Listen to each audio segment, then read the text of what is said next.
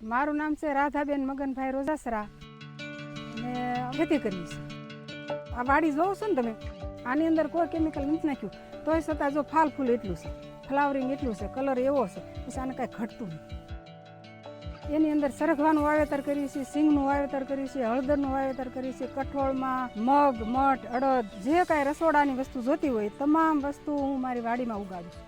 પછી 1.5 વર્ષથી અમારે અમે આ કંપની હારે જોડાણા, આ સંસ્થા હારે અમે જોડાયા. પછી અમે હિસાબ કરતા થયા, ઘરની અંદર કેટલી વસ્તુ જોઈ છે એ હિસાબ કરતા થયા અને ખેતીમાં હિસાબ કરતા થયા. અને ત્યારે અમને ખબર પડી કે આપણે આદિ સુધી તો કાંઈ હિસાબ જ નથી કરતા, અને હિસાબ કરવાથી ઘણો બધો ફાયદો થાય.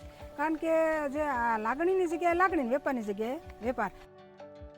ત્યાર પછીનું મારું બીજું હાવ નવું જીવન કે આનું માર્કેટિંગ કેમ કરવું. ઘણા બેનું મળ્યા, એટલી બધી શક્તિ મારામાં આવી ગઈ કે હવે હું કાંઈક કરી શકીશ. કેમ પંખેડાને કેમ પાંખ આવ્યું એની ઘોડે મને એમ તો ઉડવાનું મન થાય કે હવે હું કાંઈક કરી શકીશ. એમ મને બળ આવ્યું ધરતીમાં. હું તો એમ કહું છું કે વિશ્વથી હું ભાગ્યશાળી છું કે મારી પાસે ગાય છે, મારી પાસે જમીન છે, તો મારા પરિવારને બસાવવા હું સક્ષમ થાવ ત્યારે થાય. મારે જ ઊભું થવું પડશે, કોઈને કહેવું નથી, મારે ખુદ ઊભું થવું છે અને મારા પરિવારને બસાવવો છે.